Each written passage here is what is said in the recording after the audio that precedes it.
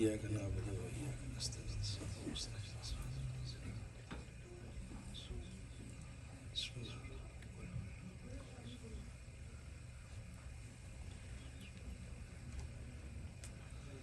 اللہم صلی علی محمد و آل محمد. اپنے اپنے مرحومین کی بلندی درجات واسطے بلند تر صلوات. اللہم صلی علی محمد و آل محمد. اعوذ باللہ من الشیطان الرجیم. بسم اللہ الرحمن الرحیم. انما یرید اللہ لیذہب عنکم الرجس اہل البیت ویطہرکم تطہیرا. اللہم صلی علی محمد و آل محمد. نعرہ حیدری، آواز بلند صلوات. جناب ابو طالب اولاد ابو طالب بلند تر صلوات.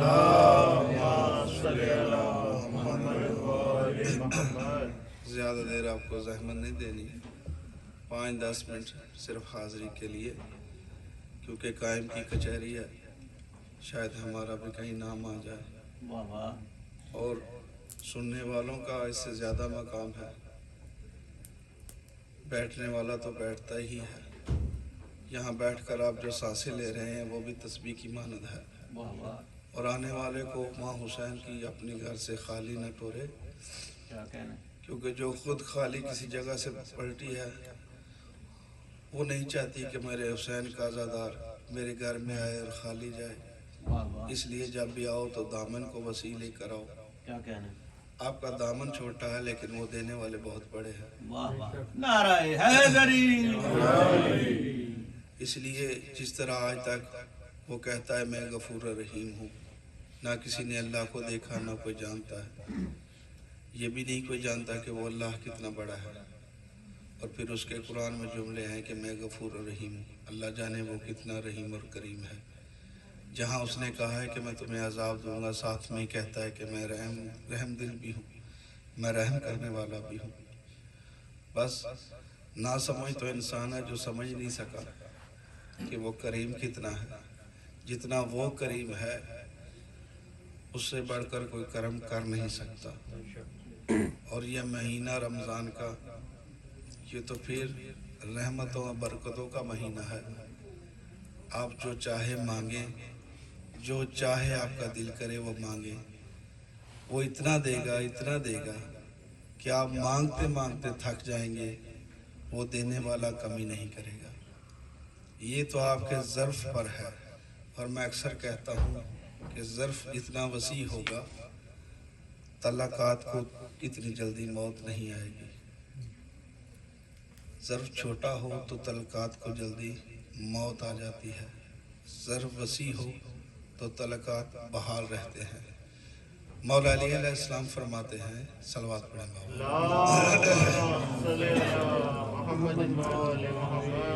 جب کسی کے گھر میں آپ جاتے ہو نا، فرمان بعد میں سناتا ہوں، ہر چیز کے ایک ادب آداب ہوتے ہیں.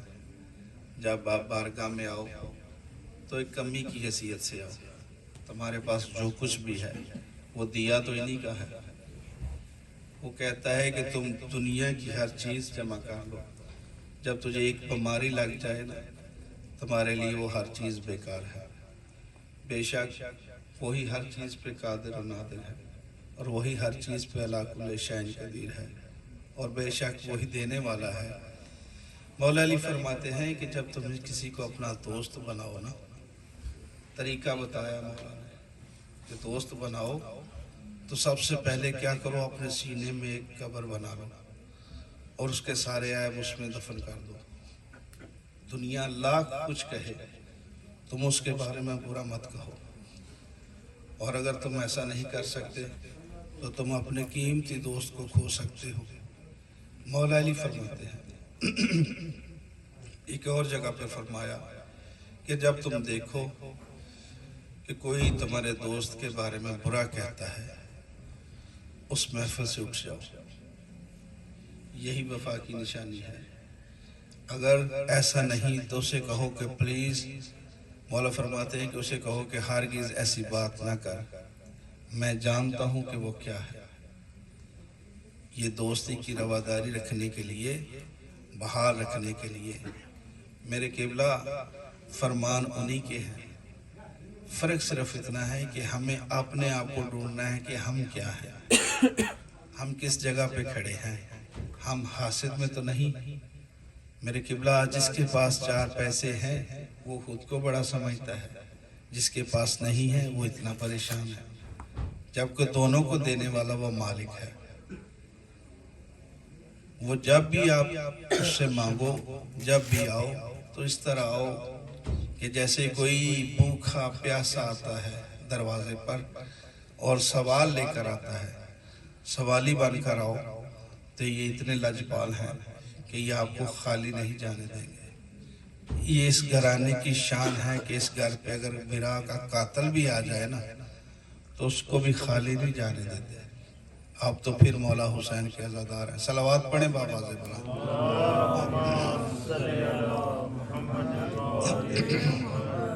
میں آپ کو بور تو نہیں کر رہا. دو چار جملے پڑھنے ہیں وہ بھی مصائب کے، تاکہ ایک نام آ جائے فہرست میں. بحیثیت طالب علم آپ کے پاس بیٹھتے ہیں، ہم بھی آپ کی ہی طرح ہیں. ہمارے کو سرخاب کے پر نہیں لگے ہوئے. فرق صرف اتنا ہے کہ یہ عطا آل محمد ہے. یہ ممبر بھی انہی کا ہے اور وہی لفظ عطا کرتے ہیں. اس میں جو بھی آ جائے یہ رنگ اس کو لگا دیتے ہیں، اور جس کو آل محمد رنگ لگاتے ہیں نا پھر کائنات اس کا کچھ بگاڑ نہیں سکتی. یہ قتل حقیقت ہے. جو بھی مانگا ہے، جو بھی لیا ہے، اسی در سے ملا ہے. اس در کے سوا اور کچھ بھی نہیں. کائنات میں یہ وہ واحد در ہے جہاں پہ 2 امام کھڑے ہو کر تمہارا شکریہ ادا کرتے ہیں. ایک چوتھا امام، ایک 5واں امام. وہ دروازے پہ کھڑے ہو کر آنے والے کا شکریہ ادا کرتے ہیں. اس لیے تم نے کبھی دیکھا نہیں جب بھی دہلیز پہ آؤ تو اس کی دہلیز پہ ہاتھ رکھ کے چوما کرو. یہ بارگاہ آل محمد ہے. ہر جگہ کے اپنے اپنے آداب ہیں. کسی کے گھر میں آؤ تو اس طرح بیٹھو جیسے تمہیں کوئی دیکھ رہا ہو. اگر تمہاری یہ سوچ ہے تو یقیناً تمہیں کچھ نہ کچھ ملے گا، اور اگر تم یہ سمجھتے ہو کہ تمہاری وجہ سے ہے تو تم سے بڑا جاہل کوئی نہیں. کسی نے پوچھا مولا انسان مرتا کب ہے؟ فرمایا اس وقت انسان مر جاتا ہے جو اپنے آپ کو کل عقل سمجھتا ہے، جو اپنی عقل کو سب سے زیادہ جو اوپر سمجھتا ہے. فرمایا اس وقت ختم ہو جاتا ہے. اس لیے زندگی کا مقصد ہر لحظہ ہر وقت کچھ نہ کچھ حاصل کرنے کو ہے، کچھ نہ کچھ جاننے کو ہے. انسان آج تک اپنے کپڑے کے پیچھے اپنی بیگ پہ لگا ہوا داغ نہیں دیکھ سکتا. اس سے اور کمزور کیا ہوگا؟ انسان ہر وقت دوسرے کا محتاج رہتا ہے. اور پھر بھی مولا فرماتے ہیں کہ پھر بھی اس کی اکڑ دیکھو. قرآن میں مولا فرماتے ہیں کہ تم غور نہیں کرتے کہ ہم نے تجھ کو کس نطفے سے پیدا کیا اور پھر بھی تم زمین پر اکڑ کر چلتے ہو. کیا تم زمین کو پھاڑ سکتے ہو؟ کیا تم زمین کو بڑھا سکتے ہو؟ تمہارے اختیار میں نہیں. تمہارے اختیار میں تمہارے 2 وقت کا کھانا بھی نہیں. یہ تو ہم ہیں جو تمہیں عطا کرتے ہیں. 1000 مراحل طے کر کے جو کھانا تمہارے سامنے آتا ہے وہ مولا فرماتے ہیں تمہیں کیا پتا کتنے مراحل سے گزرتا ہوا وہ تمہارے سامنے آتا ہے، اور تم اتنے ناشکرے ہو کہ تم اس کو ٹھکرا دیتے ہو. بعض لوگ ایسے بھی ہیں جو کہتے ہیں مجھے نہیں کھانا، لیکن مولا فرماتے ہیں کہ وہ 1000 مراحل طے کرنے کے بعد تمہارے سامنے آتا ہے. لیکن انسان خبر نہیں رکھتا، انسان پہچان نہیں کرتا. پھر فرمایا کسی بندے نے پوچھا مولا مجھے ایک عمل بتا دیں کہ میں گناہ نہ کروں. کوئی ایسا، میں نمازیں نہیں پڑھ سکتا، میں روزے نہیں رکھ سکتا. مولا نے فرمایا تو ہر وقت اپنی موت کو یاد رکھا کر. دعا نہ کیا کر لیکن یاد رکھا کر. جب تجھے پتا ہو کہ ایک تلوار لے کر تمہارے سر پہ کھڑا ہے تو تجھ سے گناہ سرزد نہیں ہوں گے. کسی نے کیا خوب کہا تھا، جو دم غافل سو دم کافر. جب آپ غافل ہو جاؤ گے تو آپ کافر ہو جاؤ گے. اسی گھر سے آپ کو عزت ملے گی، اسی گھر سے آپ کو نجات ملے گی. علی علی کرنے سے ہی آپ باعث عزت ہو. علی علی کرنے سے ہی آپ کو اولاد ملے گی. علی علی کرنے سے آپ کو رزق ملے گا، لیکن علی علی کرو لیکن علی کی بھی مانو۔ یہ نہ ہو کہ تمہاری صرف زبان ہی ساتھ دے اور تمہارے وجود اور کردار سے کچھ بھی ظاہر نہ ہو۔ ایک صلوات پڑھیں بآواز بلند۔ اللہم صلی علی محمد وآل محمد۔ کسی نے امام سے پوچھا، مولا میں چاہتا ہوں کہ میں آپ کے پاس اتنا عرصہ رہا، اگر آپ مجھے اجازت دیں تو میں اپنے علاقے میں جا کر تبلیغ کروں۔ مولا نے کہا اچھا، تجھے ہر چیز کا پتہ چلا؟ اس نے کہا ہاں، اب میں اپنے علاقے کا بڑا ہوں، اگر آپ مجھے اجازت دیں گے تو میں جا کر کوئی تبلیغ کروں گا۔ مولا نے فرمایا ضرور کرنا، میں تمہیں اجازت دیتا ہوں، لیکن اپنی زبان سے نہیں، اپنے کردار سے۔ اپنی زبان سے تبلیغ نہیں کرنی، تیرے کردار سے پتہ چلے کہ تو امام جعفر صادق کا ماننے والا ہے۔ اس لیے ہم آل محمد کے ماننے والے ہیں۔ ہماری زبانوں پہ یا ہمارے کپڑوں سے ظاہر نہ ہو کہ ہم شیعہ ہیں، ہمارا کردار بھی ظاہر کرے۔ ہم حسد کرنے والے نہ ہوں، ہم نفرت کرنے والے نہ ہوں۔ ایسی نمازیں منہ پہ دے ماری جائیں گی جس میں تم بغض اور حسد لے کر بیٹھو۔ جنت نمازوں کی وجہ سے نہیں ہے۔ رسالت مآب کا فرمان ہے، یا علی اگر تجھے لوگ دل سے مان جاتے تو اللہ جہنم کو بناتا ہی نہیں۔ نبی کا فرمان ہے، نبی کی زبان سے قرآن نکلے نا، قرآن جو ہے نبی کی زبان سے ہی ہے نا، تو نبی فرماتے ہیں کہ یا علی اگر تجھے لوگ مان جاتے تو اللہ کبھی جہنم بناتا ہی نہیں۔ اس لیے نمازوں پہ کبھی غرور نہ کرنا، روزوں پہ مت جانا۔ ماننا ہے تو دل سے آل محمد کو مانو، اور ان کے گھر کو سوچو بھی نہیں۔ تم کیا جانو، تمہارا دائرہ کار کیا ہے؟ بس قبلہ آج دن ہے رونے کے، بیٹیاں علی کی جب 18 اور 19 رمضان کی شب مولا علی نے اپنی چھوٹی بیٹی کے ہاں روزہ افطار کیا تو کہا بیٹا یہ دودھ لے جاؤ۔ لکھنے والے نے شربت بھی لکھا، کہا یہ لے جاؤ۔ کہا بابا آپ سارا دن روزہ رکھا ہے، آپ کو پیاس نہیں؟ فرمایا بیٹا یہ لے جاؤ، کل میرا ایک مہمان آئے گا، میں علی نہیں چاہتا کہ میرا مہمان پیاسا جائے۔ علی کے ماننے والوں سنو جملے، میں علی نہیں چاہتا کہ میرا مہمان پیاسا جائے۔ بی بی کہتی ہے کہ میں نے وہ دودھ رکھ دیا، وہ شربت میں نے رکھ دیا بابا کے کہنے پر۔ بابا نے نمک سے روزہ افطار کیا، تھوڑا سا کھانا کھایا اور کہا بیٹا میں اپنے کمرہ عبادت میں جا رہا ہوں، تو جب صبح کا وقت ہوگا تو میں تجھے اٹھا لوں گا۔ یہ کہہ کر مولا اپنے حجرے کی طرف چل دیے۔ کہتے ہیں آدھ رات کا ویلا، امام حسن مجتبیٰ دروازے پہ دکل باب کی۔ مولا علی نے پوچھا کون؟ آواز آئی مولا بابا میں آپ کا بیٹا حسن مجتبیٰ ہوں۔ فرمایا حسن بیٹا کیا بات ہے؟ کہا بابا سوتا ہوں تو خواب آتا ہے، خواب میں دیکھتا ہوں کہ آدم کا جو ہے نا امامہ کھلا ہوا ہے، بابا مجھے سمجھ نہیں آتی۔ مولا علی فرمایا بیٹا صبح کے بعد تجھے پتہ چل جائے گا، تجھے خواب کی تعبیر مل جائے گی۔ امام حسن چلے گئے، تھوڑی دیر کے بعد پھر دروازے پہ دکل باب ہوا۔ مولا علی نے پھر فرمایا کون؟ آواز آئی بابا وہ امیر تھا، میں غریب ہوں، بابا میں حسین ہوں، بابا میں نے سوتا ہوں تو خواب آتے ہیں، خواب میں کیا دیکھتا ہوں کعبے کی دیوار گر رہی ہے، بابا مجھے سمجھ نہیں آتی۔ مولا علی نے فرمایا حسین بیٹا صبح فجر کے بعد تجھے پتہ چل جائے گا، تجھے خواب کی تعبیر مل جائے گی۔ اتنی دیر کے بعد پھر دروازے پہ دکل باب ہوئی، آتے گئے، پھر فرمایا کون؟ فرمایا میں محمد حنفیہ ہوں، بابا میں نے خواب دیکھا ہے۔ مولا فرمایا تجھے خواب کی تعبیر مل جائے گی۔ جیسے جیسے آتے گئے، جو ہی دروازے پہ دکل باب ہوئی، مولا نے پوچھا کون؟ آواز آئی میں زین العابدین ہوں بابا، میں حسین کا علی بیٹا ہوں۔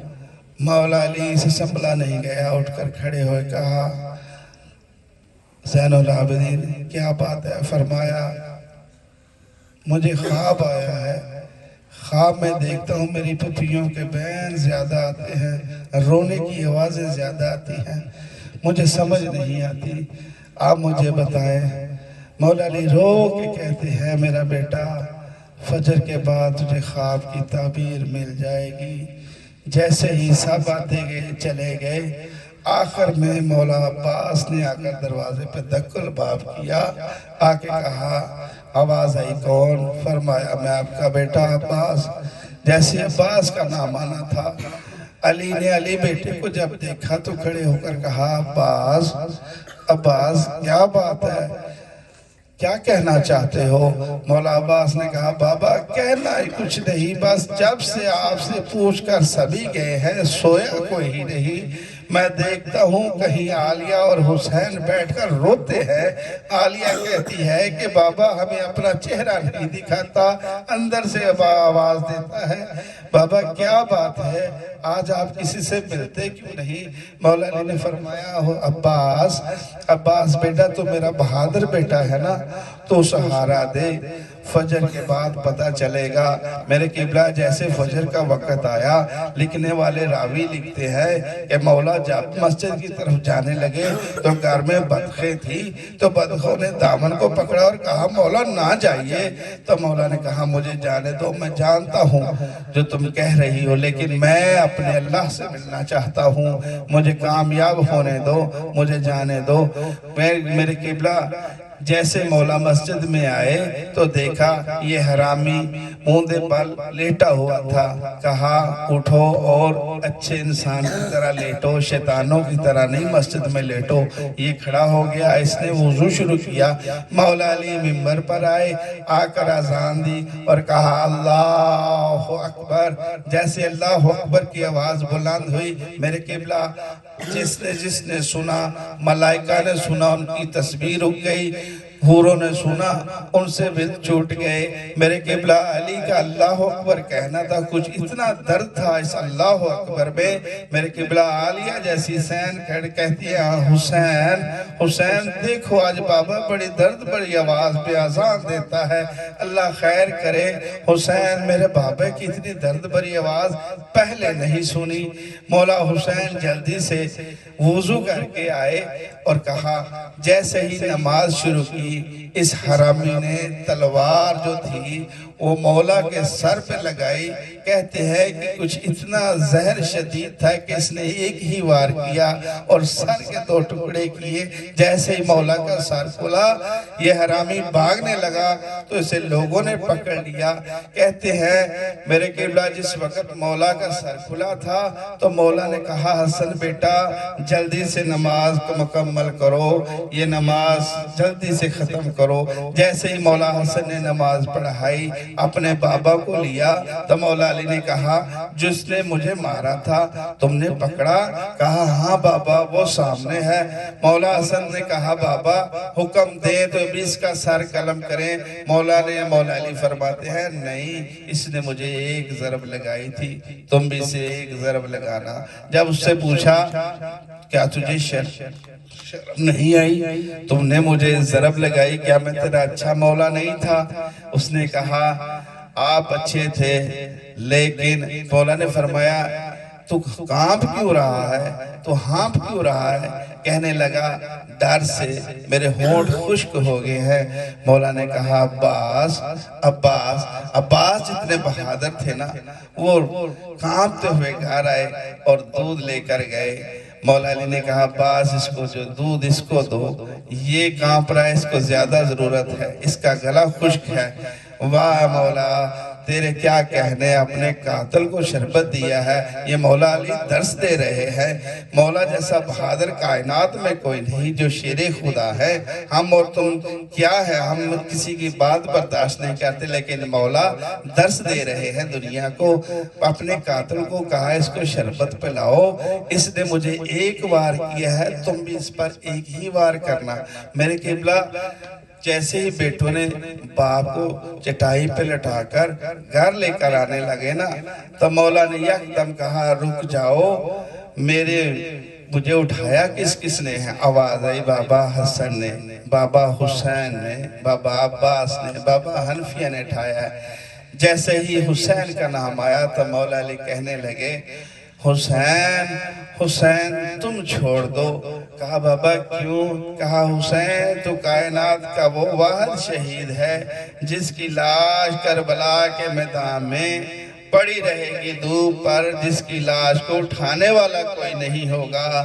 میں نہیں چاہتا بیٹا حسن کی لاش اٹھانے والے ہوں گے، حنفیہ کی لاش اٹھانے والے ہوں گے، حسین تو کائنات کا وہ واحد مظلوم ہے جس کا جنازہ پڑھنے والا کوئی نہیں ہوگا۔ میرے حسین بیٹا مجھے چھوڑ دے۔ جیسے ہی گھر کے قریب آئے تو مولا نے کہا اے میرے اصحاب یہیں سے واپس چلے جاؤ، میں تم پر راضی ہوں، میں کسی سے ناراض نہیں، میں تم پر راضی ہوں، میں تمہاری جنت کا ضامن ہوں۔ مولا نے کہا صحاب کہنے لگے مولا ہم واپس کیوں چلے جائیں؟ آواز آئی، مولا کہتے ہیں میں نہیں چاہتا دروازے کے پیچھے میری عالیہ کے رونے کی آواز تم سنو، میں علی کی غیرت برداشت نہیں کرتی۔ میں کہتا ہوں مولا ذرا شام میں آئیے، آ کر دیکھیے زین العابدین سر جھکائے ہوئے پھپھیوں کے ساتھ، جو کہ برہنہ